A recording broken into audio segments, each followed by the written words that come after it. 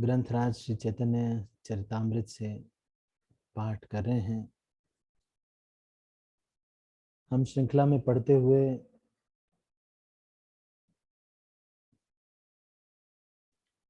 श्री चैतन्य चरितामृत मध्य लीला के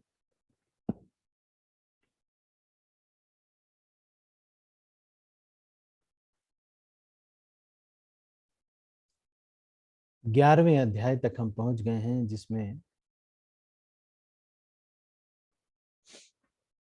श्री चैतन्य महाप्रभु की बेड़ा कीर्तन लीलाएं वर्णन की गई।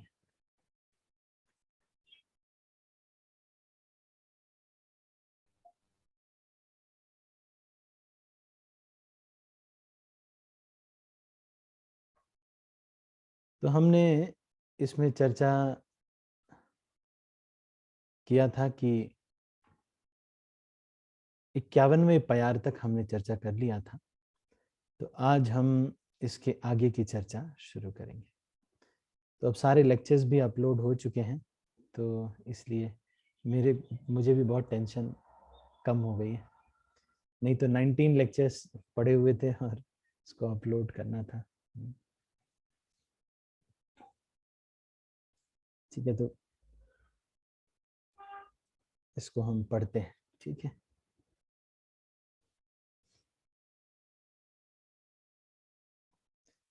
तेह प्रेमाधीन तुम्हार प्रेम गाढ़ तारा, अवश्य करिबे कृपा तुम्हार ऊपर। ये कौन कह रहा है? सार्वभौम भट्टाचार्य कह रहे हैं चैतन्य महाप्रभु से। क्या कह रहे हैं?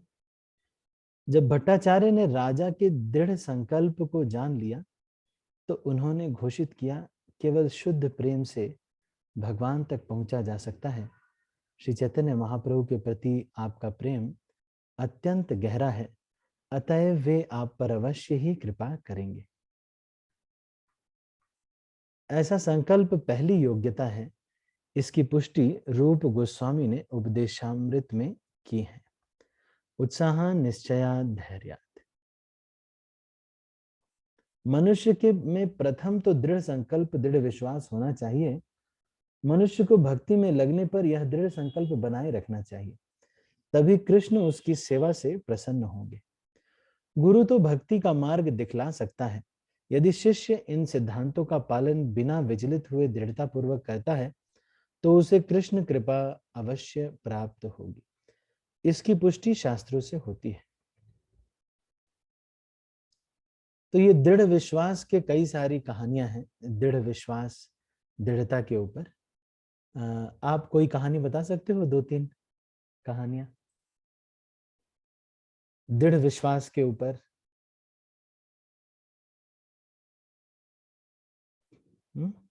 आपने नहीं सुनी? दृढ़ विश्वास के ऊपर कोई कहानी?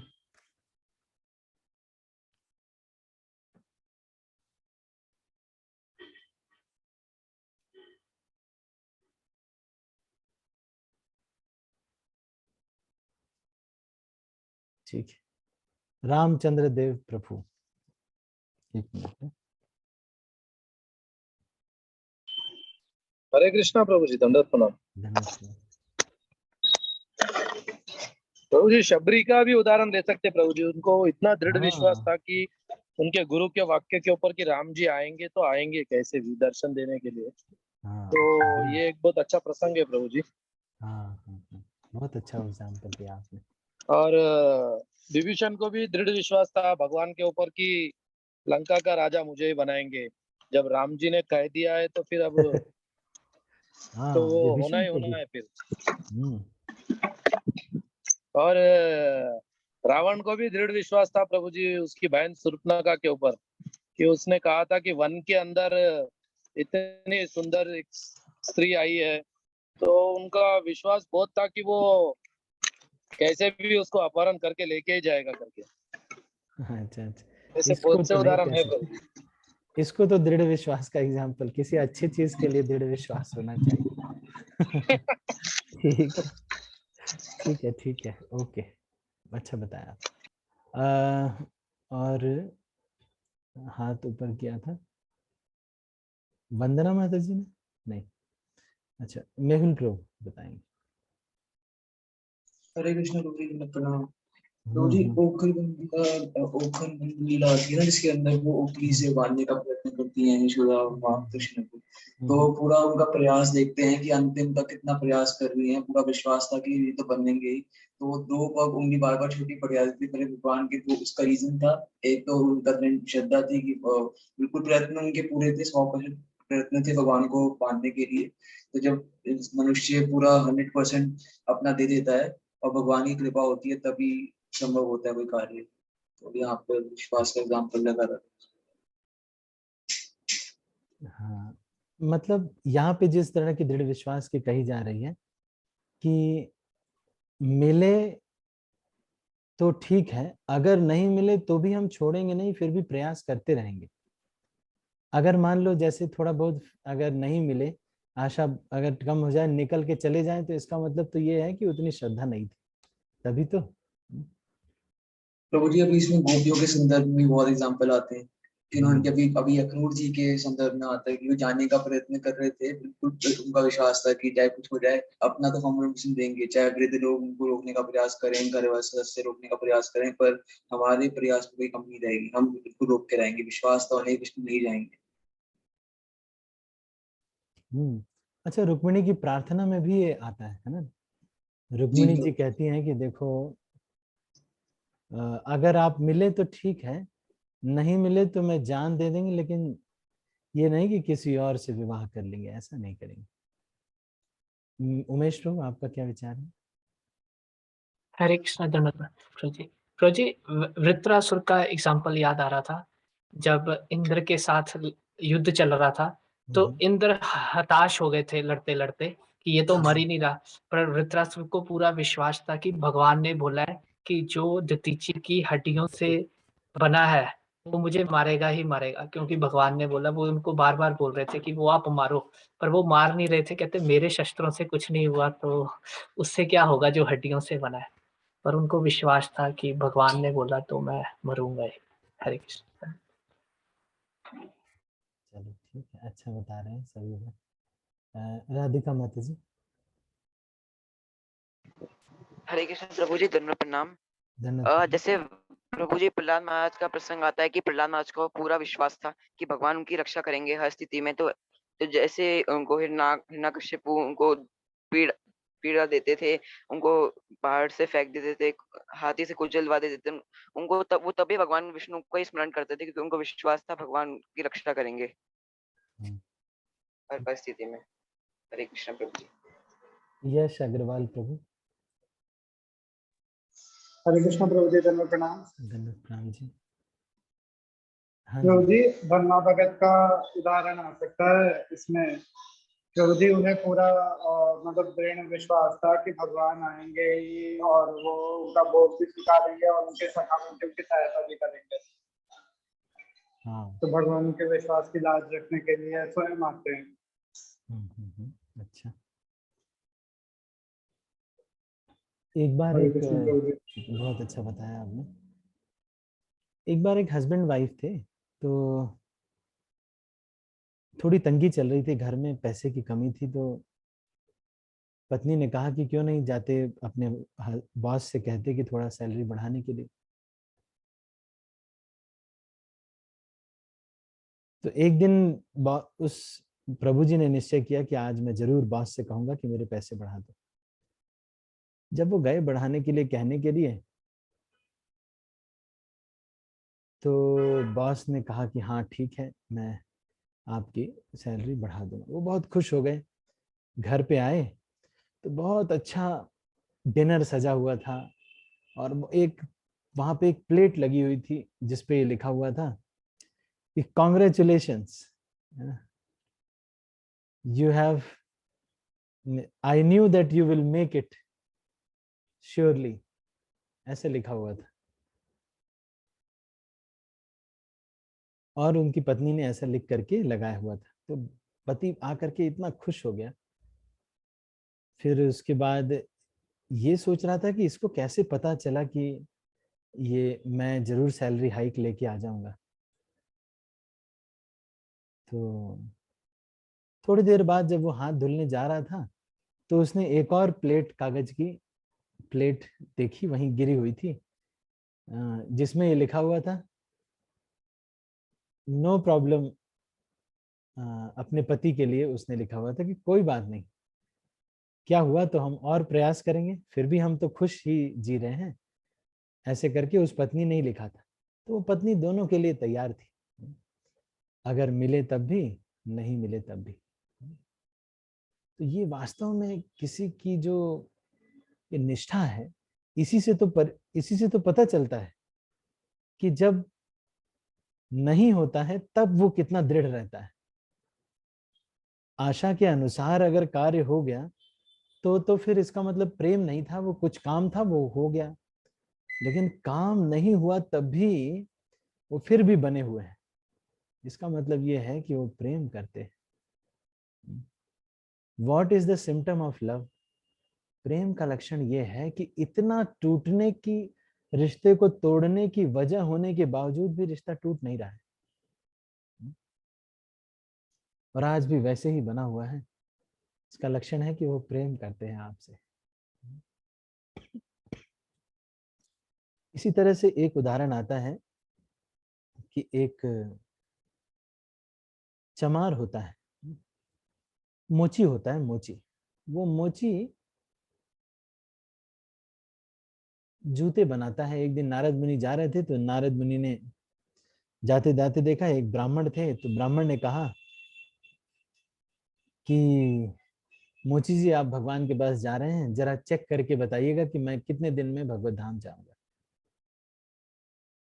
तो दूसरे जो व्यक्ति था, एक चमार था, मोची था, उसने भी ऐसे ही बोला कि नारद मुनि, आप तो घूमते रहते हैं, भगवान के पास जाते रहते हैं, जरा पता करके बताइएगा कि मैं कितने दिन में भगवत धाम जाऊंगा। तो नारद मुनि जाते हैं, पूछते हैं, तो भगवान कहते हैं कि वो मोची को तो बहुत जन्म लगेंगे, और ये जो ब्राह्मण है उसको ये कुछ दिन में आ जाएगा। तो जब वो मोची को जा करके नारद मुनि ने बताया कि आपको तो इतने जन्म लगेंगे और ब्राह्मण को तो जल्दी चले जाएंगे, तो वो जो मोची था वो बहुत खुश हो गया कि चलो कम से कम मेरा चांस तो है कि मैं कुछ 100-200 जन्म, 500 जन्म में जाऊंगा तो सही भगवत धाम। इस विश्वास को देख करके वो मोची एकदम कूद कूद के नाचने लगा, इतना खुश हो गया कि भगवान उसी समय प्रकट हो गए और बोले चलो अभी अभी भगवत धाम चलना है तुम्हें, बिकॉज ऑफ हिज एंथुसियाज्म। तो हमें जो है ये विश्वास होना चाहिए। कई बार हम प्रचार करते हैं, नहीं होता है तो हम सोचते हैं कि शायद पता नहीं प्रचार होगा कि नहीं होगा। चैतन्य महाप्रभु की भविष्यवाणी है, पृथ्वी ते आछे जत नगर आदि ग्राम, सर्वत्र प्रचार होइबे मोर नाम। चैतन्य महाप्रभु ने कहा है कि हर घर में एक दिन मंगल आरती होगी, एक दिन हर घर में मंगल आरती होगी। कोई ऐसा घर नहीं होगा जिसमें मंगल आरती होगी, नहीं होगी। मैं तो इसी आशा से आया हुआ। मुझे तो ये स्टेटमेंट, एकमात्र एक ही स्टेटमेंट बहुत है मेरे लिए। तो एक दिन ऐसा आएगा पूरी दुनिया में मंगल आरती होगी, हर एक घर में मंगल आरती होगी। वही टारगेट लेके चल रहे हैं हम। हर घर में मंगल आरती होगी। पृथ्वी थे आचे जद नगर आदि ग्राम, सर्वत्र प्रचार होइबे मोर नाम। और कौन सा स्टेटमेंट है? श्रील प्रभुपाद ने कहा था, दीज माई बुक्स, ये जो किताबें हैं, will be the law books of the state. ये श्रील प्रभुपाद ने कहा था कि ये जो मेरी किताबें हैं, इसके अनुसार कंट्री रन की जाएगी। एक दिन ऐसा आएगा, कंट्री इसके अनुसार रन की जाएगी। तो इससे हमें क्या श्रद्धा नहीं होती, फेथ नहीं आता?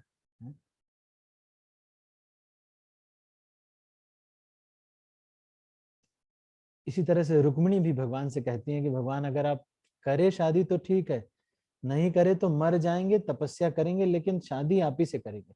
ऐसा नहीं कि ऑप्शन चेंज कर देंगे, एक दो बार फोन नहीं उठाया तो ऑप्शन नहीं चेंज करेंगे। आज ये गर्लफ्रेंड बॉयफ्रेंड के उसमें ये होता है कि एक बार मिस फोन नहीं उठाया तो वो बोलते हैं कि लो आज से कट्टी। ये छोटे छोटे बच्चों में होता है, कट्टी मिल्ली। आपने छोटे बच्चों में देखा था? ऐसे ये कानी उंगली दिखाते हैं छोटे बच्चे ना, कानी उंगली दिखाते ऐसे, मतलब कट्टी हो गई, आपने मुझसे ऐसे क्यों बोल दिया, बस। उसके बाद फिर ये अंगूठा मिलाते थे तो मिल्ली होता था।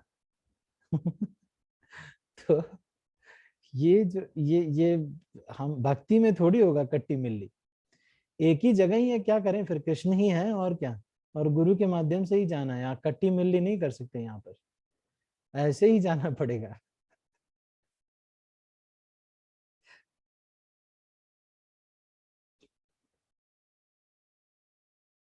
तो यहाँ पर कह रहे हैं ऐसा संकल्प पहली योग्यता है।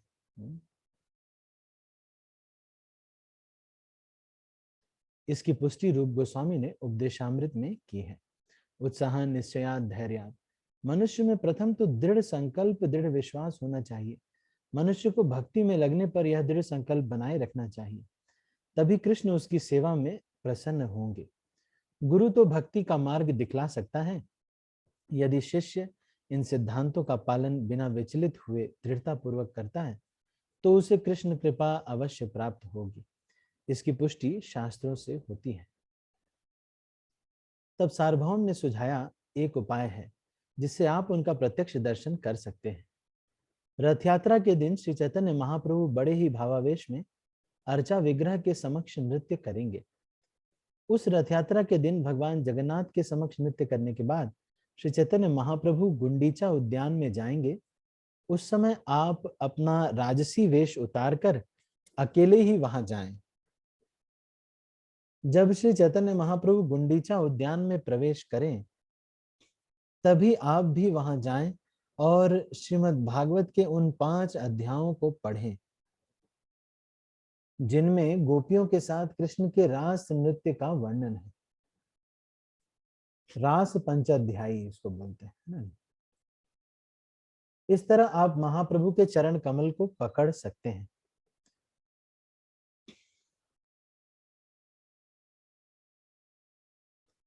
प्रेमाविष्ट होने के कारण श्री चैतन्य महाप्रभु को बाहरी सुधि बुद्धि नहीं रहेगी। उसी समय आप श्रीमद् भागवत के वे अध्याय सुनाना शुरू करें, तब वे आपको शुद्ध वैष्णव जानकर गले लगा लेंगे। एक वैष्णव दूसरे वैष्णव को परम सत्य के साक्षात्कार की ओर अग्रसर कराने में सहायक बनने के लिए सदैव तत्पर रहता है। तो ये वैष्णवों के बीच में आपस में क्या मेंटालिटी होती है, वो एक दूसरे को ये सोचते हैं, चाहे वो कितना भी हमारे साथ बुरा करे, हम हमेशा यही सोचते हैं कि how can I serve to bring him more closer to Krishna. मैं कैसी सेवा करूं जिससे कि वो, भले मेरे साथ तो उसने बुरा किया, हाँ मेरे साथ अन्याय भी कर रहा है, लेकिन मैं ऐसा क्या करूं जिससे वो भगवान के प्रति और आगे बढ़े या भगवान से उसका प्रेम और बढ़े। सार्वभौम भट्टाचार्य जानते थे कि राजा शुद्ध वैष्णव है। राजा श्री चैतन्य महाप्रभु के विषय में निरंतर सोचते रहते हैं, इसलिए महाप्रभु के निकट पहुंचने पर भट्टाचार्य उनकी सहायता करना चाहते थे। एक वैष्णव सदा दयालु होता है और जब वह किसी भावी भक्त को दृढ़ व्रत देखता है तो वह विशेष रूप से दयालु हो जाता है। फलस्वरूप भट्टाचार्य राजा की सहायता करने के लिए प्रस्तुत थे। रामानंद राय ने उनसे आपके प्रेम का जो विवरण दिया है उससे महाप्रभु ने पहले ही अपना मन बदल लिया है।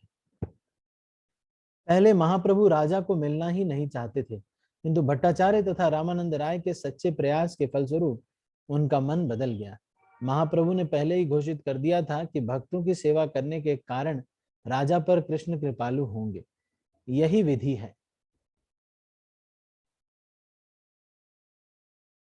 एक कृष्ण की कृपा भक्तों की सेवा से मिलती है। मतलब कोई भी कार्य हम करें वो किसी भक्त की सेवा होनी चाहिए। आप समझ रहे हैं? जैसे मान लो कृष्ण भावनामृत में हम जो भी कार्य कर रहे हैं उससे ऐसा होना चाहिए कि कोई भक्त होने चाहिए जो कि हा हा हा हा खुश हो जाए। आप समझ रहे हैं? वो ही फिर वो वास्तव में भक्ति होती है। यहाँ पे देखो ये चीज को कह रहे हैं कि नहीं, क्या कह रहे हैं? भक्तों की सेवा करने के कारण राजा पर कृष्ण कृपालु होंगे। तो कृष्ण कृपालु इसीलिए होते हैं कि कोई भक्त की सेवा करता है। ऐसे मान लो आपने पानी भरा और गुरु महाराज खुश हैं, या जो भी वहां के प्रतिनिधि हैं वो आपसे खुश हैं, तो बस ठीक है, कृष्ण खुश हैं आपसे। लेकिन अगर आपने बम बना दिया, बहुत बड़ा बम बना दिया, लेकिन कोई खुश नहीं है आपसे, बम बनाने में मेहनत तो बहुत लगा, लेकिन खुश नहीं हुआ कोई वैष्णव, तो बम बनाने से कोई फायदा नहीं हुआ ना। ऑल्दो आप कह सकते हैं कि प्रभु जी इतनी मेहनत से मैं गया, पाकिस्तान जा करके डायनामाइट लेके आया, बारूद ले आ करके किस तरह से उसको बांध करके मैंने बम बनाया है। तो अब आप कह रहे हैं कि प्रभु जी इतनी मेहनत मैंने की है, इसको प्रोत्साहित करना चाहिए ना आपको।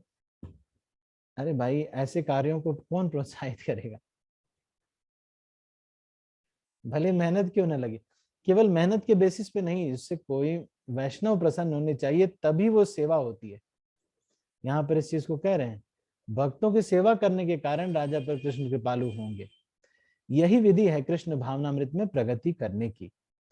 सर्वप्रथम भक्त की कृपा होनी चाहिए, फिर तो कृष्ण कृपा अवतरित होगी ही।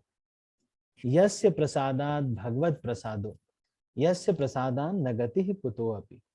अतएव हमारा पहला कर्तव्य यह है कि हम गुरु को तुष्ट करें, जो भगवान की कृपा की व्यवस्था करता है। सामान्य व्यक्ति को पहले वह गुरु या भक्त की सेवा शुरू करनी चाहिए, फिर भक्त की कृपा से भगवान तुष्ट होंगे।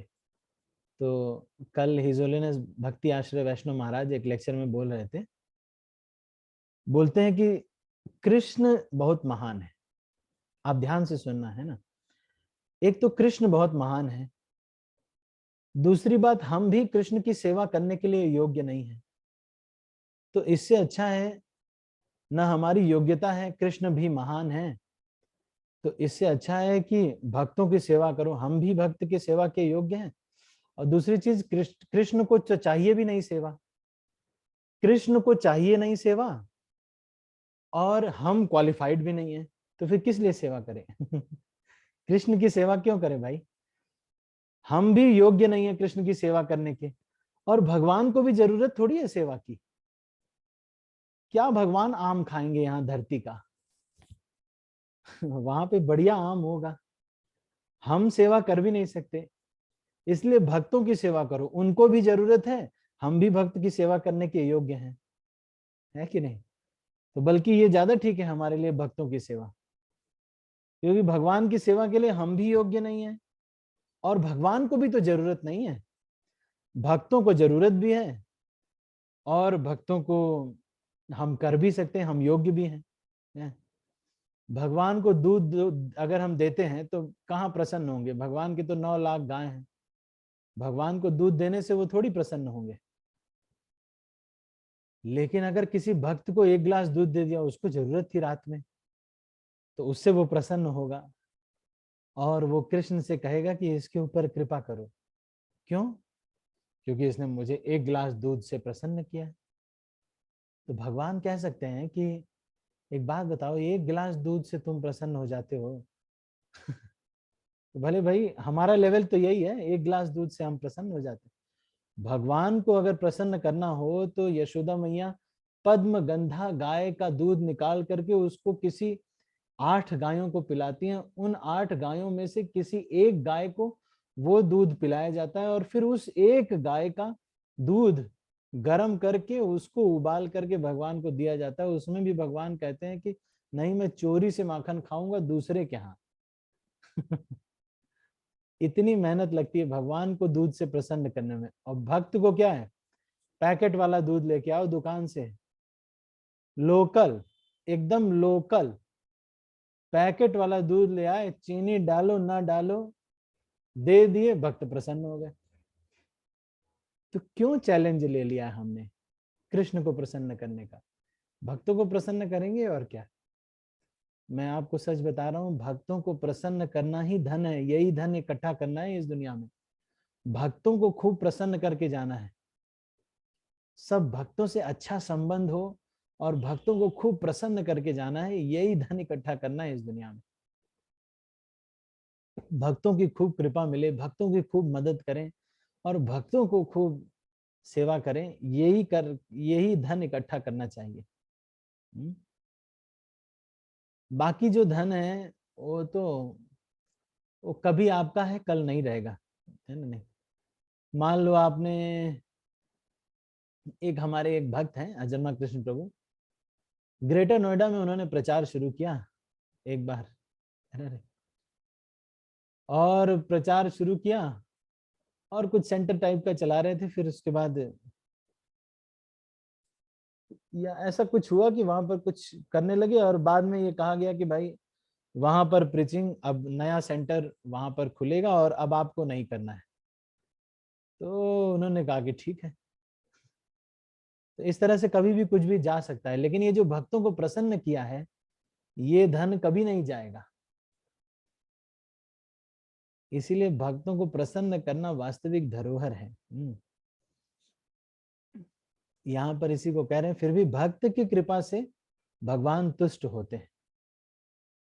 भक्त के चरण कमलों की धूल को सिर पर धारण किए बिना उन्नति की आशा करना व्यर्थ है। तो एक कहानी मैं आपको सुनाता हूं, बहुत ध्यान से सुनना है ना, बहुत ध्यान से सुनना। एक बार एक भक्त वृंदावन में है, माधव दास जी। आपने वो लीला सुनी होगी कि जिन्होंने भगवान से कहा था कि देखो, भगवान उनके सपने में आकर के कहे थे कि देखो बहुत दिन हो गया चोरी किए, तो मेरे साथ चलोगे चोरी करने। भगवान ने बोला, तो माधव दास जी ने कहा कि देखो ये हम लोग साधु संत आदमी हैं, चोरी चमारी के काम हम करते नहीं हैं, कोई पकड़ लेगा तो कितनी बेइज्जती होगी। लेकिन भगवान ने कहा लेकिन मैं किसी और अभक्त के साथ तो चोरी करूंगा नहीं, मैं तो अपने भक्त के साथ ही जाता हूँ टीम बना करके। तो माधव दास जी ने कहा कि ठीक है। ऐसे माधव दास जी को भगवान ने पेड़ पे चढ़ा दिया, कटहल के पेड़ पे, और कहा कि आप जो है चढ़ जाओ और ऊपर से तोड़ के फेंकना मुझे कटहल। अब माधव दास बेचारे सीधे आदमी थे, जब कटहल पेड़ पे जाने लगे तो पूछने लगे भगवान से कि अरे कौन सा पेड़ पे चढ़ना है। तो भगवान ने कहा अरे इतने जोर से नहीं बोलना है भाई, चोरी में धीरे धीरे बोलना होता है, कोई आ जाएगा तब। अब माधव दास ने कहा कि हम इतना एक्सपर्ट नहीं है भाई, हम नॉर्मल हमें चोरी नहीं करने आती, आप एक्सपर्ट चोर हैं, हम उतने एक्सपर्ट नहीं, अनुभव नहीं है ना हमें। उसके बाद जब पेड़ पे चढ़ गए तो फिर माधव दास जी ने कहा कि कौन सा कटहल तोड़ना है, ये वाला कि ये वाला। तो भगवान कहे अरे बस आप पकड़वा दोगे भैया। और जैसे ही ऐसा पूछा तो भगवान ने कहा आपने पकड़वा देना है हमें लगता है। थोड़ी देर बाद क्या हुआ, कटहल दिया, कटहल तोड़ा और माधव दास जी ने उसको फेंका और भगवान ने कैच नहीं किया, वहां से चले गए, गायब हो गए। जोर से कटहल गिला, जिसका गार्डन था वो आ गया। राजा के बगीचे में चोरी कर रहे थे, राजा राजा के बगीचे में चोरी कर रहे थे। देखो दोनों भक्त और भगवान। गिरा, राजा के सब सिपाही आ गए, पकड़ लिए, और भगवान तो गायब हो गए, माधव दास को पकड़ लिए। जब माधव दास जी वहां पहुंचे तो सिपाही पकड़ के जब खड़े हुए तो माधव दास जी को देख करके राजा ने बोला अरे इनको छोड़ो भाई, इनको क्यों पकड़ लिया है। बोले कि यही चोर है, यही आपके बगीचे में कटहल चुरा रहे थे। तो राजा ने बोला अरे हमारे गुरुजी हैं ये।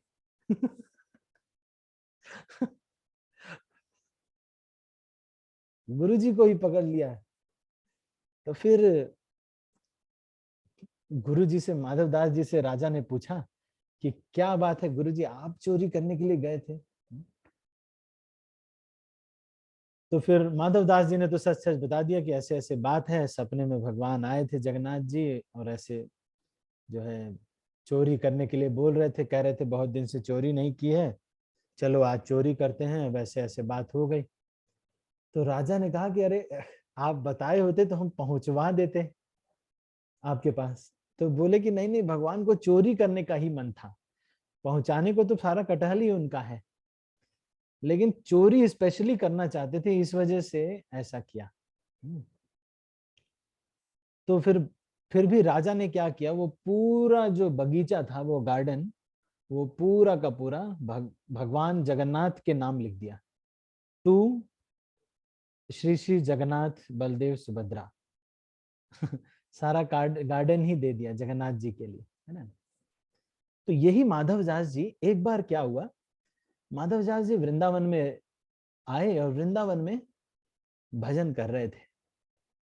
भजन करते करते करते करते भजन करते करते जब भूख लग जाती तो कहीं देखते कोई साधु लोगों का भोजन कराते रहते ना लोग कई जगह पर, तो लाइन जहां बैठी होती उसी लाइन में जब सब लोग प्रसाद पा लेते तो पत्तल जहां फेंकते उसी में से शीत खींच खींच कर, जो ठंडा हो जाता है ना शीत, तो लगा रहता है उसमें थोड़ा थोड़ा, वो खींच खींच करके सारे पत्तल का इकट्ठा करके भक्तों का महाप्रसाद इकट्ठा करके वही खाते थे माधवदास जी।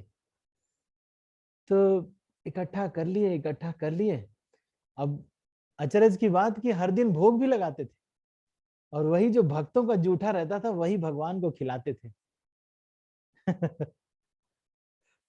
तब एक दिन ऐसा हुआ, अब खा रहे थे, एक दिन ऐसा हुआ कि भोग लगाना भूल गए। हर दिन का यही नियम था, चाहे दोपहर में हो, चाहे शाम को हो, चाहे सुबह हो, जिस भी दिन जिस भी समय बस भूख लग जाती तो कहीं भी खोज लेते कि पंगत कहीं लगी हुई है क्या, और उसके बाद वहां पंगत लगी हुई जो पत्तल पड़ी होती थी उसमें से कांच करके सारा शीत महाप्रसाद ले लेते। तो एक दो कटोरी निकल जाता था तो उसको भगवान को भोग लगा देते थे। भगवान भी, अब भक्त भोग लगा रहा है कि नहीं, अब उनके पास कुछ है भी नहीं, क्या करें। तो भगवान जो है, एक दिन क्या हुआ कि भोग लगाना भूल गए माधवदास जी। अब जब भोग लगाना भूल गए तो खाया, और भोग भूल गए तो ठीक था, लेकिन खाए और मुंह में ही रह गया, मुंह में चबाने ही जा रहे थे तब तक तो याद आ गया कि अरे भोग नहीं लगाया। अब बड़ी समस्या हो गई, मुंह में है, अगर इसको न अंदर खाएं तो भक्तों का महाप्रसाद का अपमान हो जाएगा, अगर थूक दें तो भक्तों का महाप्रसाद है, और अगर अंदर ले लें तो भोग नहीं लगाया है। अब बहुत समस्या हो गई। बेचारे माधवदास जी परेशान, सुबह से लेके शाम तक रोते रहे, मुंह में कौर लिए हुए, न अंदर कर रहे न बाहर कर रहे। शाम हो गई, अब अंदर ही है बस। अब सोच रहे हैं अब क्या करें, भोग नहीं लगाया, महाप्रसाद का अपमान भी नहीं करना है, क्या करें। तो शाम को भगवान प्रकट हुए। भगवान ने कहा एक बात बताओ, ऐसे फंसा देते हो तुम लोग,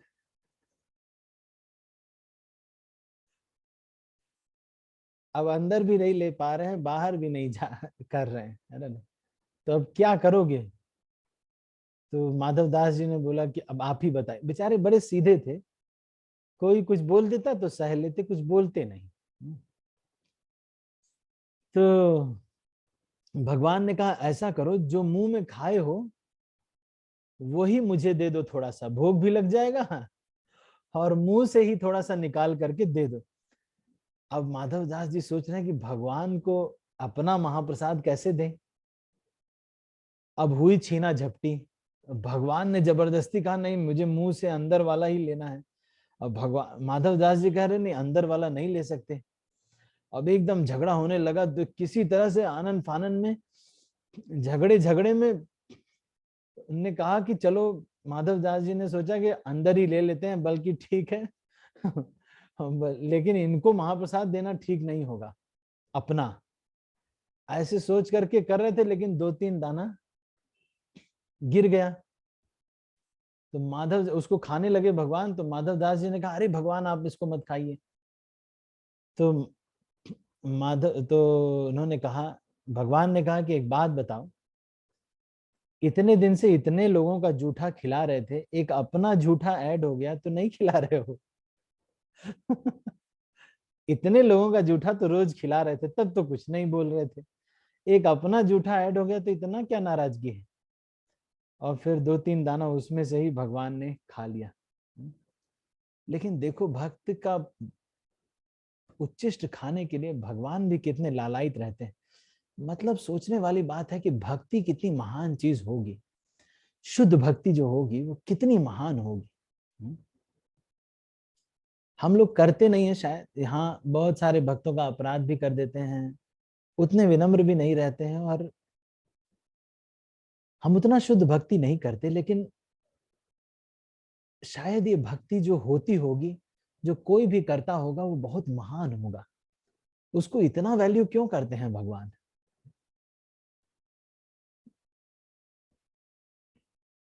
तो इसके आगे हम अभी पढ़ते हैं। भक्त की कृपा से भगवान तुष्ट होते हैं। भक्त के चरण कमलों की धूल को सिर पर धारण किए बिना उन्नति की आशा करना व्यर्थ है। इसकी पुष्टि श्रीमद् भागवत 7:5-32 में प्रहलाद महाराज के कथन से हो जाती। नैषां मतिस्तावदुरुक्रमांग्रे स्पृशत्यनर्थापगमो यदर्थः महीयसां पादरजोभिषेकं निष्किंचनानां न वृणीत यावत्। शुद्ध भक्त के पास गए बिना मनुष्य पूर्ण रूप पुरुषोत्तम भगवान को नहीं समझ सकता। महाराज प्रताप रुद्र ने रामानंद राय तथा सार्वभौम भट्टाचार्य दोनों की पूजा की। इस तरह उन्होंने शुद्ध भक्तों की चरण कमलों का स्पर्श किया, जिससे वे श्री चैतन्य महाप्रभु के निकट पहुंचने में समर्थ हो सके। आप में से कोई बता सकता है रामानंद राय की क्या सेवा की थी? रामानंद राय की क्या सेवा की थी इन्होंने? यश अग्रवाल प्रभु। हरे कृष्णा प्रभु जी, धन्यवाद प्रणाम। प्रभु जी रामानंद राय रामानंद राय जी को महाप्रभु जी ने आदेश दिया था कि मतलब वे अपनी नौकरी छोड़ दें और वे राजा के ही अंडर नौकरी करते थे और वे वहीं जगन्नाथपुरी में आके प्रभु जी के साथ ही रहे और वहीं पे भक्ति करें। तो प्रभु जी जब वे ये निवेदन राजा के सम्मुख रखते हैं तो राजा उन्हें तुरंत ही सेवानिवृत्ति दे देते हैं और साथ ही साथ उनकी पूरी पेंशन भी मंजूर कर देते हैं। मतलब उनकी वो उन्हें मतलब मंजूरी दे देते हैं कि आप जाकर के महाप्रभु की सेवा कीजिए और आपको जो अभी तनख्वाह मिलती है वो पेंशन के तौर पे आपको मिलती रहेगी। प्रभु जी कुछ गलती हो तो क्षमा करें। हरे कृष्णा प्रभु जी, धन्यवाद। ठीक है, ठीक है।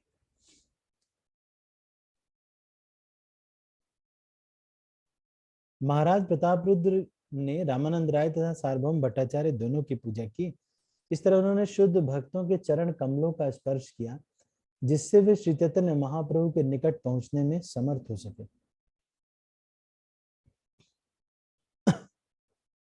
पूरे हिस्ट्री में आज तक कोई भी ऐसा व्यक्ति नहीं है जो भगवान को प्राप्त किया और भक्तों की सेवा के बिना प्राप्त किया।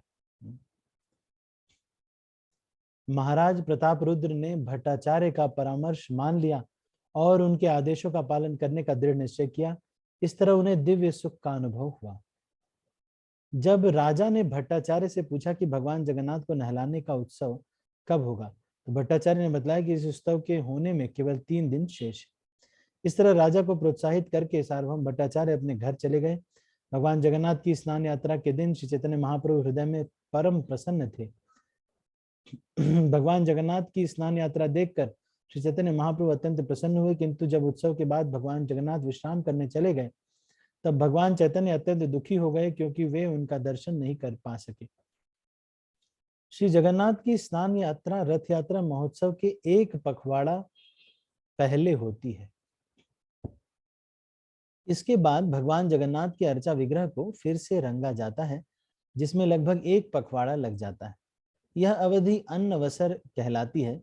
ऐसे अनेक लोग होते हैं जो जगन्नाथ जी के दर्शन हेतु नित्य प्रति मंदिर में जाते हैं। आप में से कोई बता सकता है कि जगन्नाथ जी की स्थापना कौन से राजा ने की थी? जगन्नाथपुरी में जगन्नाथ जी की जो प्रतिष्ठा है सबसे पहले कौन से राजा ने की थी?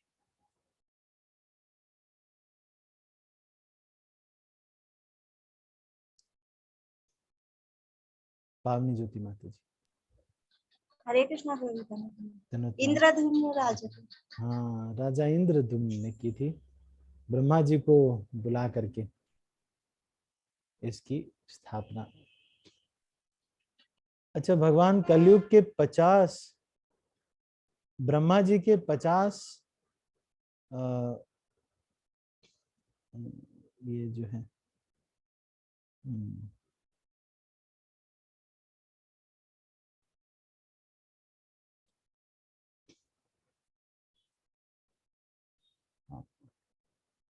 ब्रह्मा जी के 50 वर्ष तक, है ना, ऐसा है शायद, है ना, नील माधव के रूप में रहते हैं, ऐसा कुछ है। उसके बाद फिर कुछ समय के लिए नील माधव के रूप में रहते हैं और उसके बाद फिर जगन्नाथ जी के रूप में रहते हैं, है ना। ये कोई जानता है कितने साल तक जगन्नाथ जी के रूप में रहते हैं, कितने साल तक नील माधव के रूप? प्रभु जी ऐसा ही सुना था आनंद प्रभु जी से कि 50 वर्ष तक नील माधव के रूप में रहते हैं, और अभी क्योंकि ब्रह्मा जी का मतलब 50 वर्ष पूरे हो चुके हैं और 51वां वर्ष चल रहा है, तो अब वे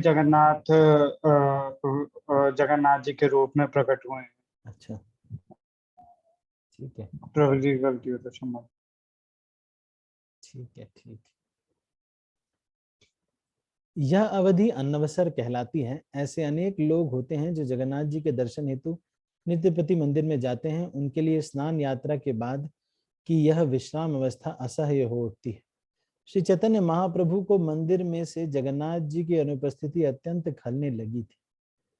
अच्छा, राम जी की लीला में भी कोई एक था जो कि राम जी का दर्शन किए बिना, कौन था वो, प्रसाद नहीं ग्रहण करते थे? याद है आपको? राम जी का दर्शन किए बिना वो प्रसाद नहीं लेते थे। पुष्टि रूपा माता जी।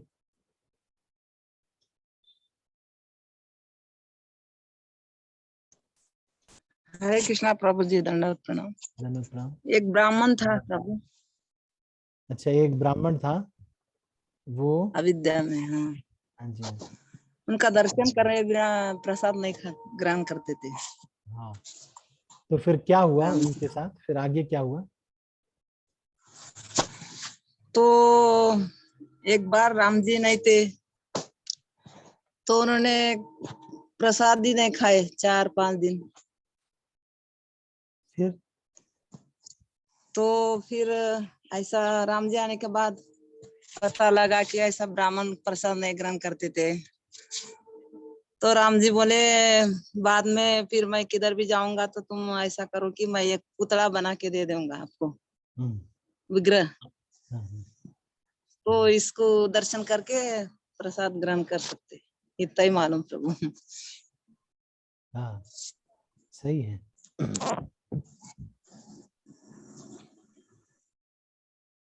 तो ये जो विग्रह जो इन्होंने दिया था, ये रघुकुल में बहुत पुराने समय से पूजा होती आ रही थी। इसकी पूजा लक्ष्मण जी, इनके पहले के जो राजा थे वो भी किया करते थे राम जी की पूजा। तब राम जी प्रकट नहीं हुए थे, लेकिन फिर भी ये पूजा होती थी रघुकुल में। तो इनकी जो ये लक्ष्मण जी इनकी उपासना करते थे। तो फिर जो है राम जी ने कहा था ये लक्ष्मण जी को कि ये जो है इस ब्राह्मण को ये विग्रह दे दीजिए। तो वो विग्रह इन ब्राह्मण को मिल गया था, जिसका वो दर्शन करते थे। बाद में ये विग्रह जो थे इसको हनुमान जी को दे दिया गया था कि आप रहेंगे यहाँ पे। तो ये ब्राह्मण तो चले गए थे भगवत धाम, लेकिन ब्राह्मण ने हनुमान जी को ये विग्रह को दे दिया था। ठीक है, ये विग्रह आज भी है।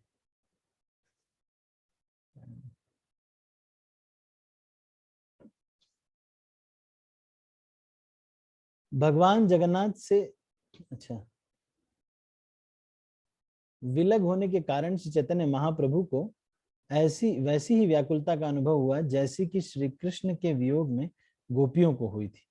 ऐसी अवस्था में उन्होंने सबका संग छोड़ दिया और अलालनाथ चले गए। भक्तगण महाप्रभु का पीछा करते करते उनके समक्ष आए और उनसे पूरी लौट चलने के अनुनय विनय करने लगे। उन्होंने निवेदन किया कि बंगाल के भक्त पुरुषोत्तम क्षेत्र में पधार रहे हैं। इस तरह सार्वभौम भट्टाचार्य भगवान चैतन्य को जगन्नाथपुरी वापस ले आए। तब राजा प्रतापरुद्र के यहाँ जाकर उन्होंने महाप्रभु के आने की उन्हें जानकारी दी। जब सार्वभौम भट्टाचार्य राजा प्रतापरुद्र के साथ थे, उसी समय गोपीनाथ आचार्य वहां आए। ब्राह्मण होने के नाते उन्होंने राजा को आशीर्वाद दिया और सार्वभौम भट्टाचार्य से इस प्रकार कहा। लगभग 200 भक्त बंगाल से आ रहे हैं। वे सभी महाभागवत हैं। वे सभी महाभागवत हैं। 200 भक्त जो हैं, 200 जो भक्त हैं वो सब महाभागवत हैं और श्री चैतन्य महाप्रभु को विशेष रूप से समर्पित हैं। वे सभी नरेंद्र सरोवर के तट पर आ चुके हैं और यहाँ प्रतीक्षा कर रहे हैं। मैं चाहता हूं कि उनके रहने तथा प्रसाद की व्यवस्था हो जाए। नरेंद्र नामक एक छोटा सरोवर है जो आज भी जगन्नाथपुरी में विद्यमान है, जहाँ चंदन यात्रा उत्सव मनाया जाता है। आज तक जगन्नाथ मंदिर की मुलाकात के लिए आने वाले सारे बंगाली भक्त पहले इसी सरोवर में स्नान करते हैं। वे मंदिर में प्रवेश करने के पूर्व वहीं अपने हाथ पांव धोते हैं। राजा ने उत्तर दिया, मैं मंदिर के कर्मचारी को आज्ञा दिए देता हूं, वह आपकी इच्छा अनुसार सबके लिए आवास तथा प्रसाद की व्यवस्था कर देगा। हे सार्वभौम भट्टाचार्य, कृपया मुझे बंगाल से आने वाले श्री चैतन्य महाप्रभु के सारे भक्तों को एक एक करके दिखलाइए।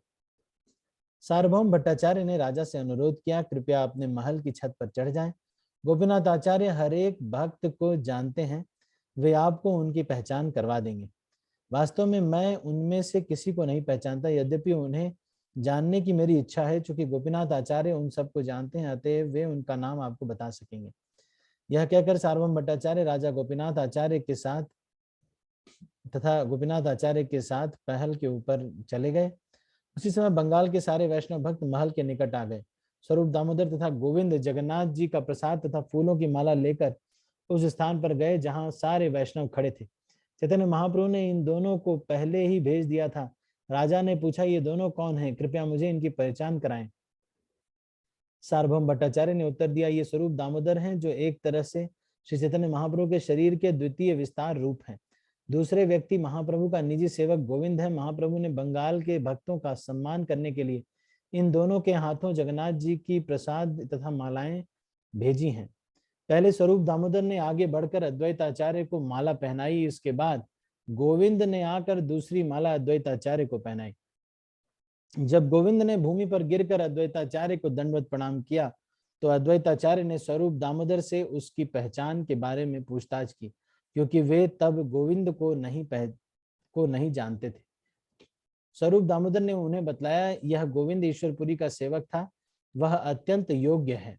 ईश्वरपुरी ने गोविंद को आज्ञा दी कि वह श्री चैतन्य महाप्रभु की सेवा करे, अतः महाप्रभु उसे अपने पास रखते हैं। राजा ने पूछा, स्वरूप दामोदर तथा गोविंद ने दोनों मालाएं किसे पहनाई?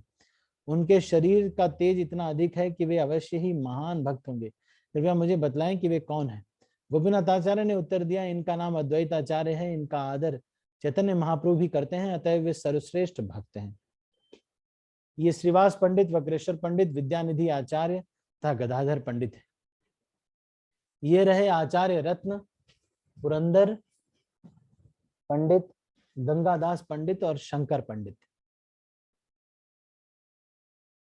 ये है मुरारी गुप्त, पंडित नारायण, सारे ब्रह्मांड के उद्धारक हरिदास ठाकुर। ये रहे हरिभट्ट व नरसिंहानंद। ये वासुदेव देवदत्त तथा शिवानंद सेन है।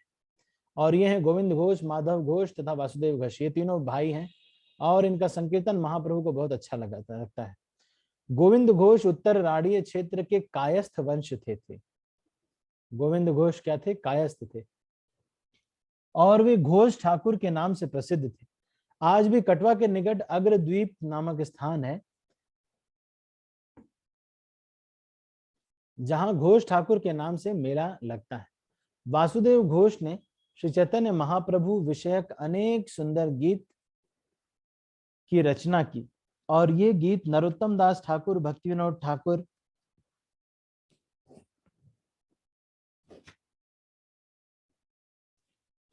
लोचन दास ठाकुर, गोविंद दास ठाकुर अन्य वैष्णवों के गीतों के ही समान प्रामाणिक वैष्णव गीत है। तो प्रामाणिक वैष्णव गीत का मतलब यह है कि वो इनके द्वारा लिखा हुआ होना चाहिए। किसके द्वारा? बाकी कोई प्रामाणिक वैष्णव गीत मतलब वासुदेव घोष, नरोत्तम दास ठाकुर, भक्ति विनोद ठाकुर, लोचन दास ठाकुर, गोविंद दास के अलावा किसी और से जो है ये रचना नहीं होनी चाहिए। म्यूजिक आजकल बना देते हैं बहुत सारे, लेकिन रचना नहीं होनी चाहिए। ये है राघव पंडित, ये है आचार्य नंदन, वे श्रीमान पंडित हैं, तथा ये श्रीकांत और नारायण। नरोत्तम दास ठाकुर ने श्री चैतन्य महाप्रभु के निजी संगियों के सम्मान में निम्न प्रकार से गीत गाया है। क्या लिखा है? गौरांगे रसंगी गणे नित्य सिद्ध करी मानी, सिजाए ब्रजेंद्र सुत पाश। बुद्धिमान व्यक्ति जानता है कि श्री चैतन्य महाप्रभु के सारे निजी संगी तथा भक्त नित्य मुक्त हैं। इसका अर्थ यह हुआ कि वे इस भौतिक जगत के नहीं होते, क्योंकि वे भगवान की सेवा में निरंतर लगे रहते हैं। जो भगवान की सेवा में 24 घंटे लगा रहता है और भगवान को कभी नहीं भूलता, वह नित्य सिद्ध कहलाता है। इस कथन की पुष्टि श्रील रूप गोस्वामी ने भी की है। इहा यस्य हरेर दास्ये कर्मणा मनसा गिरा, निखिला स्वपि अवस्थासु जीवन मुक्तः स उच्यते। शरीर, मन, बुद्धि तथा वाणी से कृष्ण की सेवा में लगा हुआ व्यक्ति इस जगत में नाना प्रकार के तथा कथित भौतिक कार्य करते हुए भी मुक्त पुरुष माना जाएगा।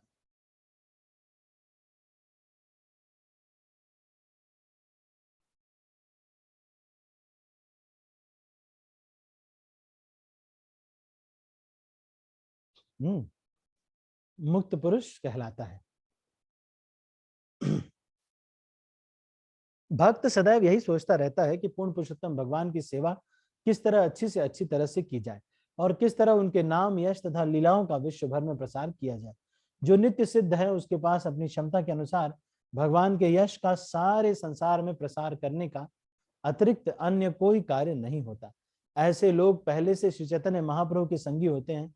इसलिए नरोत्तम दास कहते हैं, नित्य सिद्ध करी माने। किसी को यह नहीं सोचना चाहिए कि चूंकि चैतन्य महाप्रभु 500 वर्ष पूर्व स्वयं विद्यमान थे, अतः केवल उन्हीं के संगी मुक्त है। बल्कि नरोत्तम दास ठाकुर तो कहते हैं कि जो कोई भी भगवान की महिमा के नाम का प्रसार करके चैतन्य महाप्रभु की ओर से कार्य कर रहा है, तो वो क्या है? नित्य सिद्ध है। अच्छा,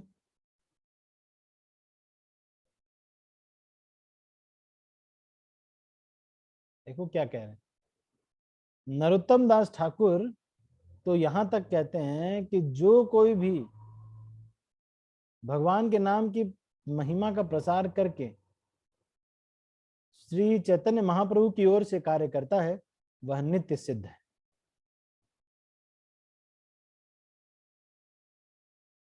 जो लोग भगवान की महिमा का प्रचार करते हैं, ऐसे भक्तों का हमें नित्य सिद्ध के रूप में सम्मान करना चाहिए और उन्हें बद्ध नहीं समझना चाहिए। माम च यो अव्यभिचारेण भक्ति योगेन सेवते सगुणान समतीत्यैतान ब्रह्म भूयाय कल्पते। जो व्यक्ति प्रकृति के भौतिक गुणों को पार कर जाता है, वह ब्रह्म पद पर अवस्थित माना जाता है। नित्य सिद्धों का भी वही पद है। नित्य सिद्ध न केवल ब्रह्म पद पर रहता है, अपितु उस पद पर कार्य भी करता है। यदि कोई श्री चैतन्य महाप्रभु के संगियों को नित्य सिद्ध स्वीकार कर ले,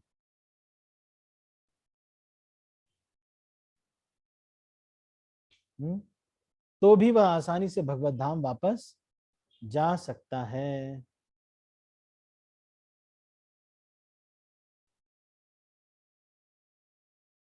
ठीक है, तो आज हम इसको यहीं पर समाप्त करेंगे। आप सभी भक्तों का बहुत बहुत धन्यवाद। तो अभी हम प्रश्नोत्तर करेंगे। आप इन प्रश्नों के उत्तर देने का प्रयास कीजिएगा। ठीक है, तो पहला सवाल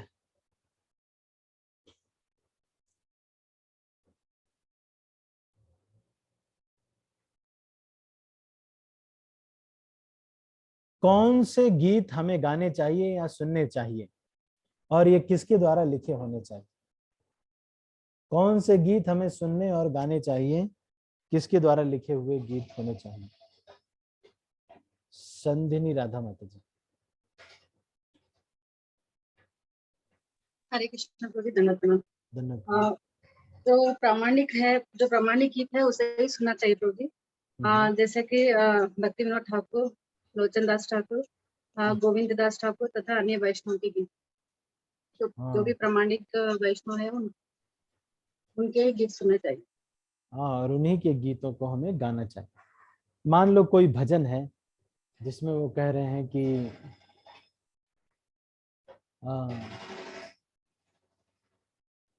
तुम ही मेरी माता, तुम ही मेरी पिता, तुम ही मेरे बंधु, तुम ही सखा हो, और तुम ही मेरे, मतलब फिल्म में ये आया है गाना मान लीजिए, और इस तरह से अगर कोई गाना है तो इसमें हिंदी है, बस मेन तो यही है कि हम ही सखा हैं, हम ही वही हैं, तो इसमें दिक्कत क्या, प्रॉब्लम क्या है? संधिनी राधा माता जी। वो प्रामाणिक नहीं है ना प्रभु जी, इसके लिए हम। अच्छा, प्रामाणिक नहीं है, लेकिन मेन चीज है प्रामाणिक हो तो मूड तो देखो उनका, बस यही कह रहे हैं कि भाई तुम ही मेरी माँ हो, तुम ही मेरी पिता हो, तो इसमें कोई बहुत ज्यादा तो है नहीं, फिर इसको भी हम कह रहे हैं कि नहीं गाना चाहिए। केवल वैष्णवों के लिखे हुए गीत, वैष्णव भजन ही गाने चाहिए, और ऐसे फिल्म के गाने तो ऑफकोर्स फिल्म के गाने तो गाने ही नहीं चाहिए। लेकिन जैसे मान लीजिए ये गीत है एक, सुख के सब साथी दुख में न कोई, मेरे राम तेरा नाम एक साझा दूजा न कोई। सोचिए कितना अच्छा है, रफी, मोहम्मद रफी ने गाया है इसको, तो इसको क्यों नहीं इसको गाया जा सकता है, या इसको सुना जा सकता है, या कभी कभी इस्कॉन मंदिर में बजाया जा सकता है? वही है ना प्रभु जी। नहीं, मीनिंग तो ठीक ही है। देखिए मीनिंग ये है कि भाई सुख के सब साथी हैं, दुख में कोई साथी नहीं, मेरे राम तेरा नाम एक साझा दूजा न कोई, होली नेम के ऊपर भजन है, तो फिर इसमें प्रॉब्लम क्या है? बस हिंदी भाषा की वजह से बंगाली ही होना चाहिए। एक भक्त ये कहते हैं, प्रभु जी मतलब भक्ति मतलब बंगाली में ही होगी क्या? और किसी भाषा में भक्ति नहीं हो सकती? यश अग्रवाल प्रभु, आपका क्या विचार है? प्रभु जी मतलब ये जो प्रामाणिक भजन है वे सभी बहुत ही श्रेष्ठ वैष्णवों के द्वारा लिखे गए हैं, और जब इन्हें लिखा गया तो इन्हीं भजनों के माध्यम से उनकी कृपा भी आती है। जबकि अगर हम आज के युग के ऐसे जो मतलब कोई भी व्यक्ति मतलब भजन वगैरह लिख देते हैं या गा देते हैं, तो प्रभु जी उसमें भी उनकी भावना आती है। अब ज्यादातर तो कई सारे भजन मतलब जो फिल्मों वगैरह में आते हैं, या ज्यादातर आजकल जो गायक होते हैं वो मतलब कमर्शियल पर्पस से भजन गाते हैं। तो प्रभु जी अगर हम वो गाएंगे तो हमारे अंदर भी वही चेतना आएगी। प्रभु जी मतलब ऐसा कुछ समझ में आ रहा था, कुछ गलती हो तो क्षमा करें। क्योंकि वो उसी चेतना से गाएंगे, तो उसी चेतना से, मान लो लखबीर सिंह लखा ने गाया है ना? नहीं, वो एक भजन गाया है ना, अरे द्वार पालो कन्हैया से कह दो, है ना? सुना है आपने, है कि नहीं? तो ये सब हम वैष्णव लोग नहीं गाते, ना ही ये इस्कॉन में कहीं पर भी बजाए जाते हैं, है ना? नहीं, क्यों? क्योंकि ये उन्होंने अपना बनाया और उन्होंने गा दिया भाई, और उससे पैसा कमा लिया लखबीर सिंह लखा ने। उसको सुन करके हमारे अंदर भी खूब पैसा कमाने की इच्छा जागृत होगी, भक्ति नहीं। हम सोचेंगे ऐसा क्यों हो रहा है, मैं इतना डिवोशनल हमेशा रोज सुबह में, एक बार मैं किसी की कार में आ रहा था तो वो सुबह मुझे बजाते, मुझे देखा कि मैं हूं, तो साधु को देख करके लोग सोचते हैं भजन चलाना चाहिए, तो उन्होंने फिर वो यही भजन चला दिया, है ना? ये यही है कि भाई अरे द्वार पालो कन्हैया से कह दो, सुदामा गरीब आ गया है। ये वैष्णव भजन नहीं है, लेकिन अब हम कुछ बोलते नहीं, अब वो इतने अच्छे से गाड़ी लेके आए हैं, उनकी श्रद्धा है, लेकिन हम ये उनको उस समय नहीं कह सकते। लेकिन वैष्णव भजन हम गाते हैं, इस तरह के गीतों को हम अपने रिंगटोन भी नहीं बनाते। वैष्णव भजनों में कृपा निहित होती है। ठीक है, तो इस तरह के भजन ही हमें गाने और इसी तरह का हमको तो करना चाहिए। रिंगटोन भी ऐसी नहीं लगानी चाहिए।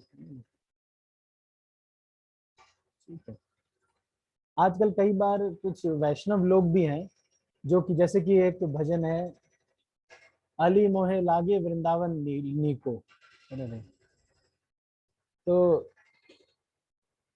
ठीक है, मतलब ये भी ये शायद इसमें गुजरात में किसी आचार्य ने गाया होगा, तो हो सकता है ये भाई ठीक है, मतलब पता नहीं, किसी आचार्य ने अगर गाया है तो ठीक है। और कोई अगर परंपरा में नहीं है, फिर भी हम दूसरी परंपरा में क्यों जाएं, मैं सोचता हूँ। अरे भक्ति विनोद ठाकुर, नरोत्तम दास ठाकुर के गीत कम है, इतने गीत तो हैं, हम दूसरे परंपरा में जाकर के वहां से गाने की क्या जरूरत है?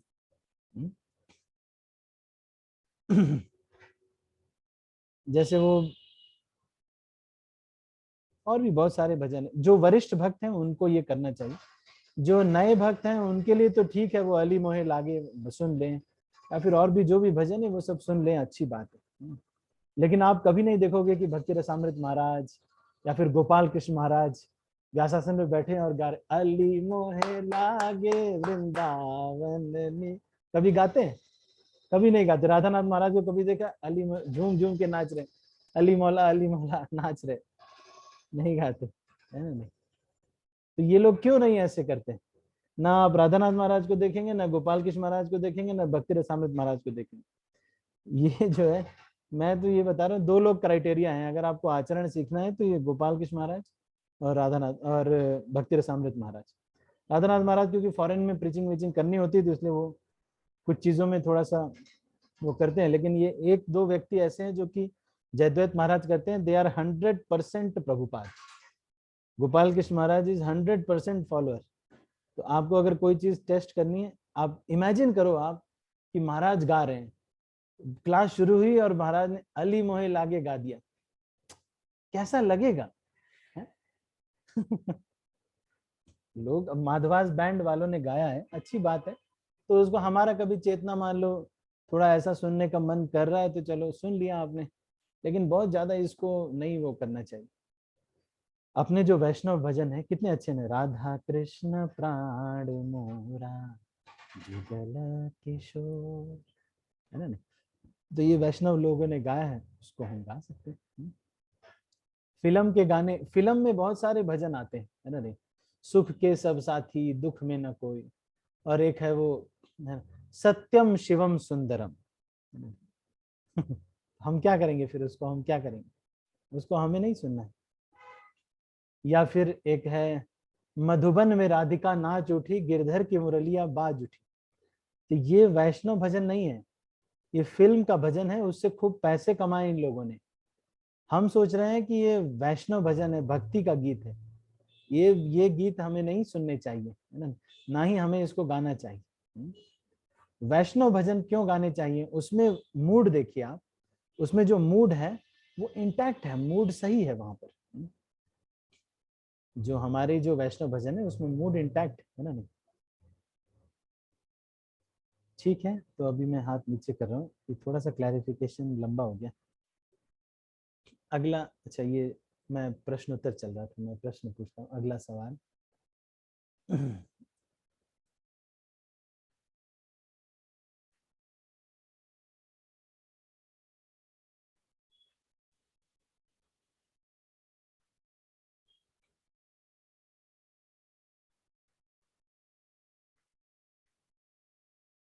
सार्वभौम भट्टाचार्य ने क्या चीज को गाने के लिए राम प्रताप रुद्र, राजा प्रताप रुद्र देव को कहा? चैतन्य महाप्रभु के सामने कौन सी चीज को गाने के लिए बोला?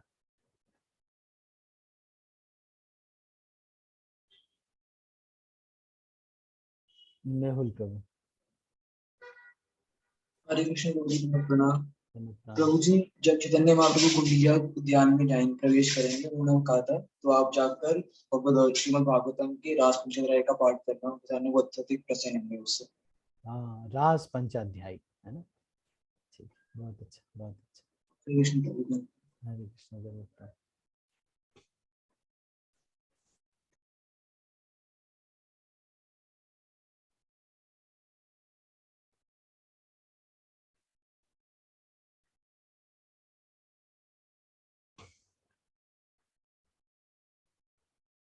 अच्छा, भगवान की कृपा किसकी कृपा के बिना नहीं मिल सकती, है ना? नहीं,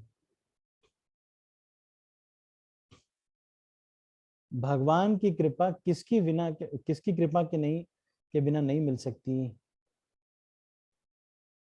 कोमल माता जी। हरे कृष्ण वैष्णवों की कृपा। हाँ, भक्तों की कृपा, वैष्णवों की कृपा के बिना नहीं मिल सकती। मैं आपको सच बता रहा हूँ, इस संसार में सब कुछ खत्म हो जाता है, एक दिन छीन भी लिया जाता है, लेकिन ये जो भक्तों में आपस में अच्छा संबंध है, जो आपस में प्रेम है, इसको कभी तोड़ना नहीं चाहिए। दो बातें करके इसको सुलझा लेना चाहिए, लेकिन इसको कभी तोड़ना नहीं चाहिए। दो बातें करके थोड़ा सुलझा ले तो अच्छा है, क्योंकि अच्छा संबंध ज्यादा वैल्यूएबल है। आपने भी कोई, देखो, शराब पीने के लिए तो कुछ किया नहीं होगा, उन्होंने भी शराब तो पीना नहीं था, क्योंकि भक्ति है वो भी। इसका मतलब कहीं ना कहीं बस थोड़ी मिसअंडरस्टैंडिंग ही है। हाँ, कुछ बात अलग है, कुछ चीजें बुरी लग जाती है, फिर ईगो फिर लड़ जाता है, फिर वो ईगो हराने पे आ जाता है, हम भी इनको नीचा दिखाएंगे। और नीचा दिखाने से मेहनत बहुत लगती है, नीचा दिखाने में कुछ होता है नहीं, सच में। बस नीचा दिख गए तो क्या होगा, फिर कुछ होगा नहीं ज्यादा। टाइम अलग वेस्ट हो जाता है माला करने का। ये जिम्मेदारी यमराज और शनिदेव और इन लोगों को दे देनी चाहिए कि ठीक है, आप लोग इनको जवाब दीजिए, है ना। मैं तो अब इनके जीवन से जय श्री राम कर रहा हूँ, मैंने बहुत प्रयास किया, अब आप इनको देखिए। ठीक है कि नहीं? अब भक्तों के साथ अच्छा संबंध होने पर अच्छा रहता है। अध्याय 10, है ना। ठीक है, तो मैं अभी इसको यहीं पर क्लोज करता हूँ। आप लोगों के कोई अगर प्रश्न हो तो आप लोग पूछ सकते हैं, हैंड रेज करके पूछ सकते हैं। संधिनी राधा माता जी। हरे कृष्ण प्रभु जी, दंडवत प्रणाम धन्यवाद प्रभु जी। और ये राधा रानी के भी भजन नहीं गाना बोलते अपनी परंपरा में, उसका क्या है प्रभु जी? इसलिए नहीं गाना हाँ, चाहिए? एक्चुअली जब आप गाएंगे तो आप अपने ऊपर ये सब जो मैं बताता हूँ ये अप्लाई करना, क्योंकि आप अभी प्रामाणिक संप्रदाय में प्रामाणिक भक्तों से सुन रहे हैं, तो आप ऐसे करना, और गोपाल कृष्ण महाराज, भक्ति रसामृत महाराज और इनका पालन करना।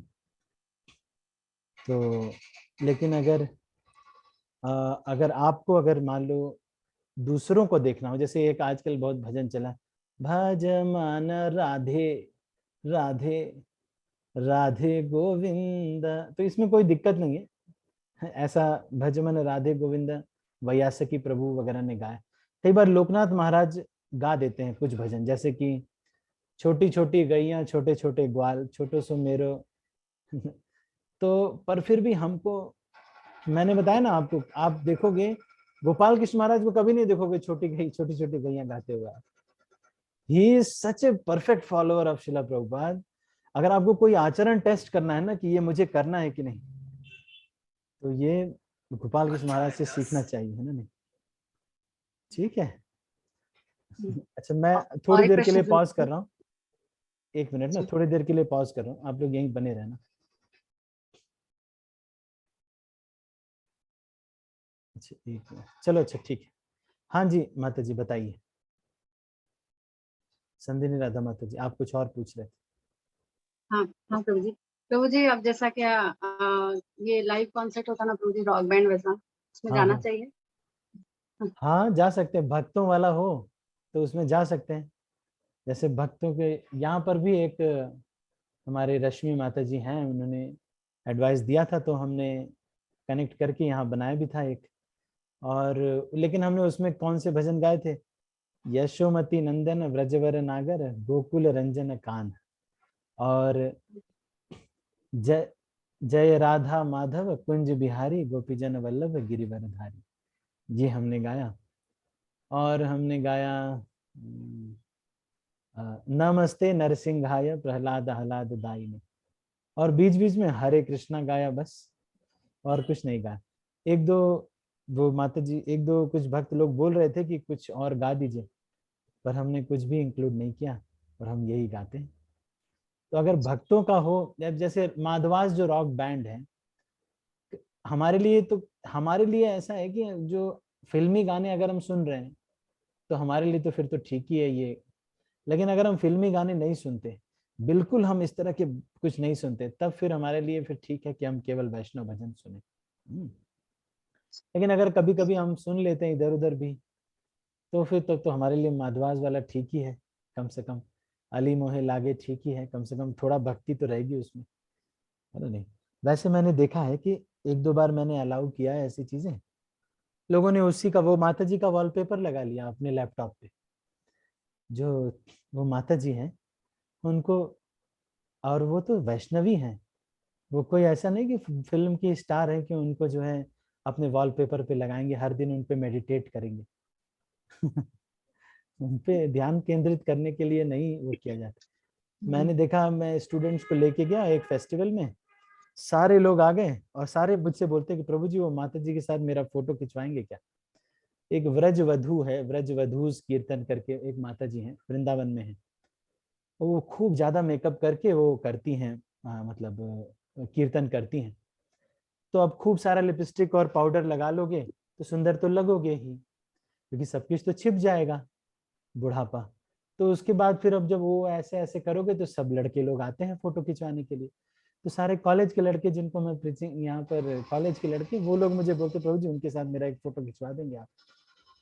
अब मैं सोचो ये रथ यात्रा में ऑर्गेनाइजेशन में था मैं, तो मैं ये करवाऊंगा उनको भी माता जी के साथ, और वो लोग भी इनको ऑब्जेक्ट की दृष्टि से देख रहे हैं। जो नए लड़के होते हैं वो तो इनको सेंस ऑब्जेक्ट की दृष्टि से देख रहे हैं।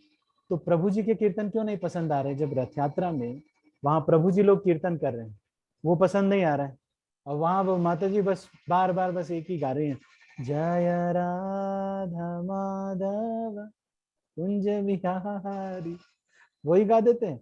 और दूसरा एक वो गा देते हैं, कोई फिल्म का गाना है उसकी ट्यून पे हरे कृष्णा गा, हरे कृष्णा। अब फिल्म की ट्यून पे नहीं गाना चाहिए, क्योंकि लोगों को फिर फिल्म का स्टोरी याद आता है, पूरा सीन याद आएगा, फिर उसके बाद वो तो वहां पे हैं सीन में, आप सोच रहे हैं कि ये लोग हरे कृष्णा कीर्तन में हैं, वो लोग वहां पर हैं, वहां पे वो जा रहे हैं, और अभी कीर्तन के बाद उठ करके तुरंत अपनी गर्लफ्रेंड को कॉल करेंगे लोग। हाँ, इसीलिए वैसी ट्यून को नहीं गाना चाहिए, समझ रहे हैं बात। ये शुद्धता है, लेकिन व्यक्ति जो है समझ नहीं पाता है। लेकिन अगर आप लोग उस स्तर पे नहीं हैं, कभी कभी फिल्म के गाने सुन लेते हैं और कभी रफी के गीत सुन लेते हैं, तब आपके लिए इतना स्ट्रिक्ट नहीं। तो आप क्या करिए, आप कभी कभी माधवास के सुन लीजिए, कम से कम आपके लेवल पे तो आएगा। नहीं तो जिसको ढिक झिक चाहिए, जब मैं भी था तो मैं रॉक बैंड में बहुत ज्यादा इन्वॉल्व था, मेरा एक बैंड था यूफोनी। जब शुरू शुरू में मैं आया तो भक्ति में मैंने देखा कि सब लोग हारमोनियम लेकर के आ कर रहे हैं, मैंने सोचा ये तो हम अपने से ना हो पाएगा भैया। तो फिर भक्तों ने मुझे दिया माई स्वीट लॉर्ड करके, एक जॉर्ज हैरिसन प्रभु का कीर्तन है, I really want to see you, I really want to feel you. तो मैं वही दिन भर सुना करता था, my sweet lord I really want to see you, I really want to feel you.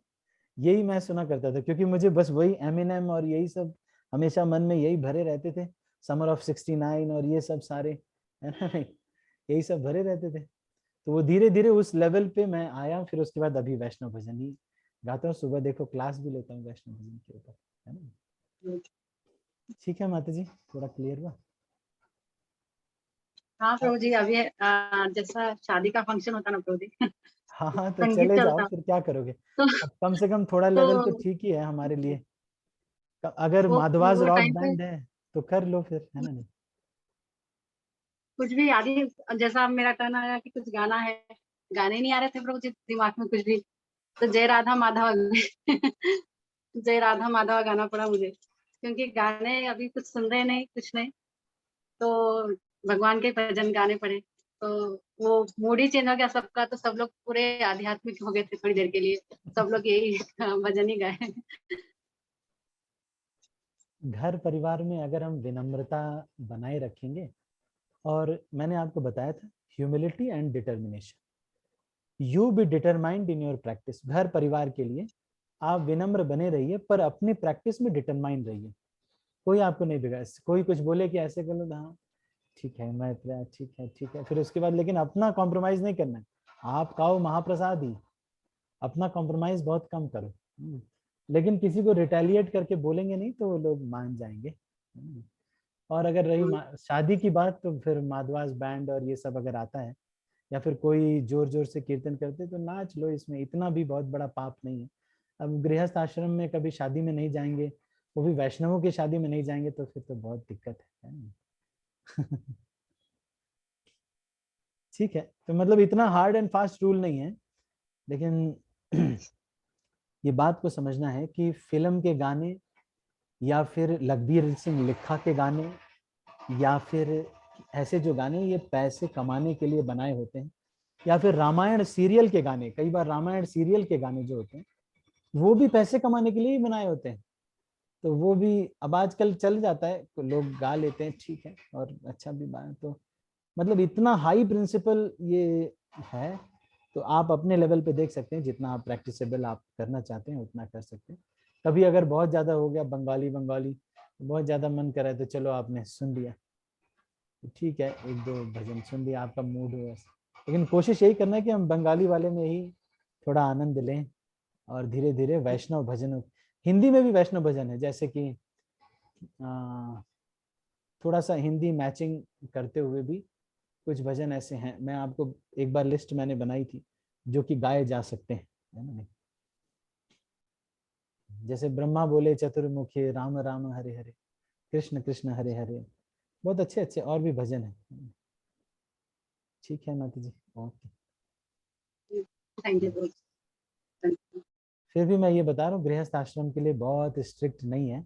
अब कहीं शादी में आप जा रहे हैं तो फिर आप क्या करोगे, भाग तो जाओगे नहीं। अब बारात में आपको बुलाया जा रहा है, फिल्म के गाने भी अगर बजाए जा रहे हैं तो आपको थोड़ा तो नाचना पड़ जाएगा, क्या करोगे आप, क्योंकि भाई अब शादी में मान लो आपके, है ना, साले की शादी है, तो क्या करोगे आप, वहां बारात में नहीं जाओगे, लोग कहेंगे कि। इसलिए गृहस्थ आश्रम में फिर तो ये सब करना पड़ता है। और गृहस्थ आश्रम के लिए भगवान बहुत डिस्काउंट भी देते हैं, क्योंकि भगवान भी गृहस्थ हैं, तो वो भी समझते हैं, भगवान भी गृहस्थ है ना, 16,000 पत्नियां हैं भगवान को, भगवान भी जानते हैं कि ये सब कभी कभी रिश्तेदारी में करना पड़ जाता है, तो इसलिए भगवान मैनेज कर लेते हैं।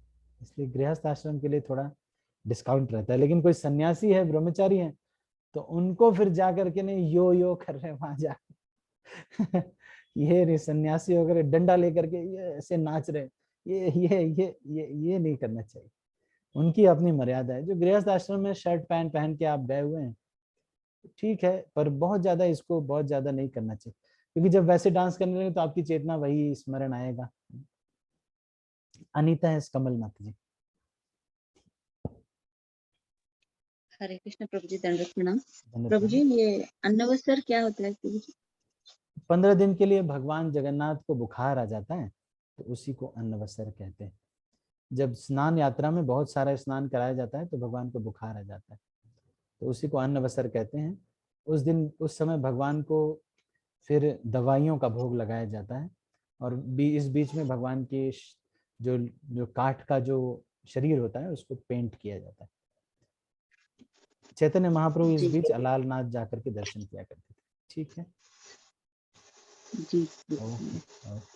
रामचंद्र प्रभु जी पखवाड़ा क्या होता है? 15 दिन। अच्छा ये 15 दिन को पखवाड़ा। अच्छा रामचंद्र देव प्रभु। प्रभु जी हरे कृष्णा। प्रभु जी दंडवत प्रणाम। प्रभु जी मंदिर से कल आपसे बात करने के बाद कल मंदिर से फोन आया था प्रभु जी, तो वो मंदिर वाले बोल रहे थे प्रभु जी की यात्रा निकाल रहे हैं 500 से 700 लोगों का।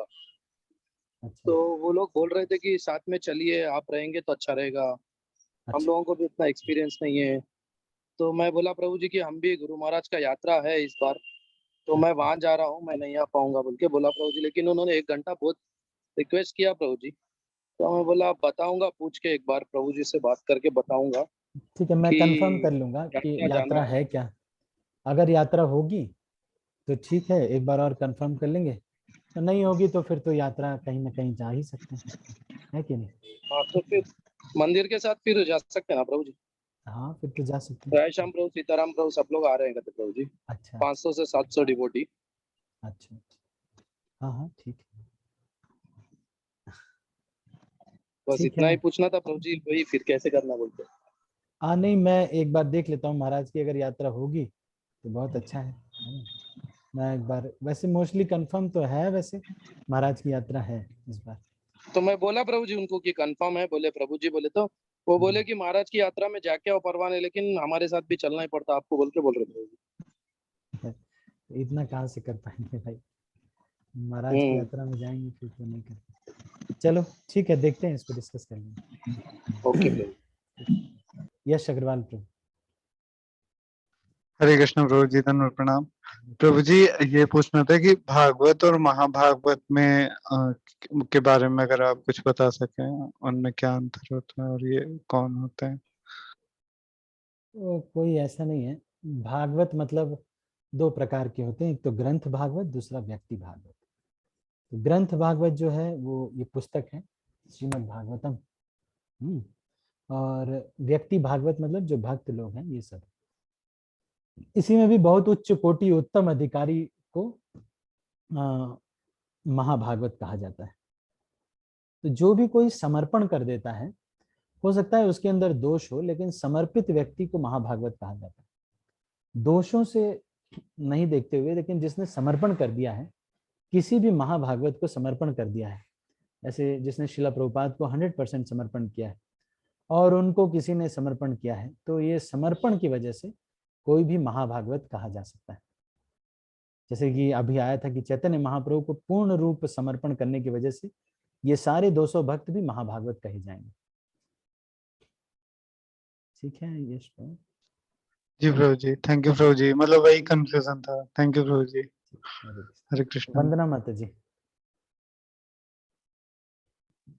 धन्यवाद प्रणाम प्रभु जी। ये धन्यवाद। पहले का ही हैंड रेज किया हुआ है, कल का ही। अच्छा सॉरी। ठीक है, ठीक।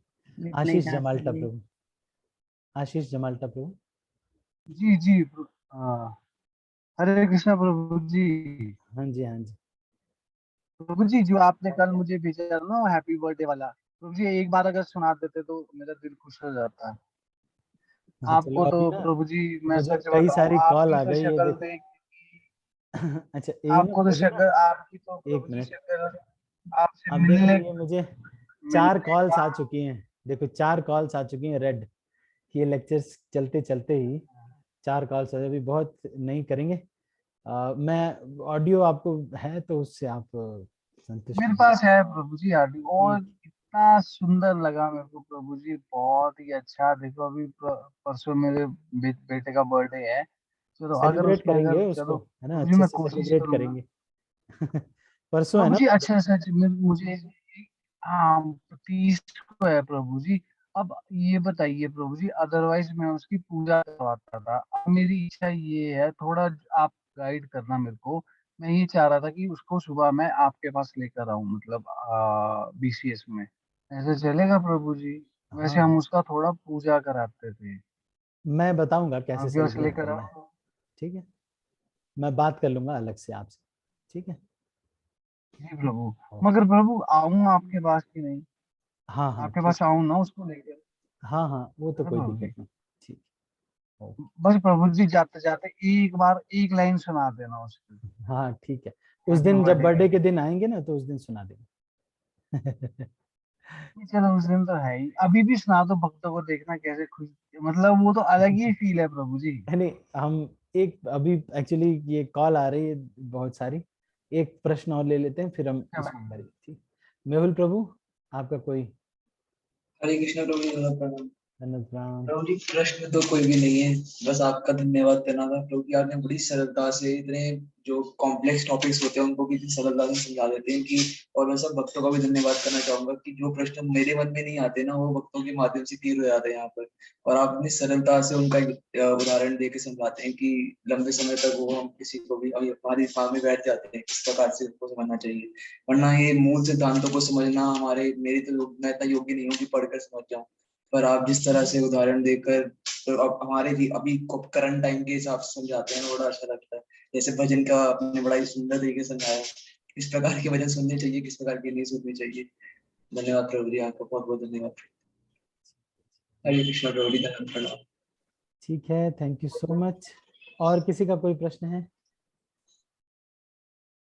तो हैंड रेज कर सकते हैं। ठीक है, तो मैं सभी को अभी अनम्यूट कर रहा हूं और उसके बाद इस मीटिंग को क्लोज कर रहा हूं। आप सब भक्तों का बहुत बहुत धन्यवाद। हरे कृष्णा। हरे कृष्णा प्रभु जी, दंडवत प्रणाम। हरे कृष्ण प्रभु जी, दंडवत प्रणाम। हरे कृष्णा प्रभु जी, दंडवत कृष्ण प्रणाम। प्रभु जी, दंडवत प्रणाम। हरे कृष्ण प्रभु जी, दंडवत प्रणाम। हरे कृष्णा, सभी को दंडवत।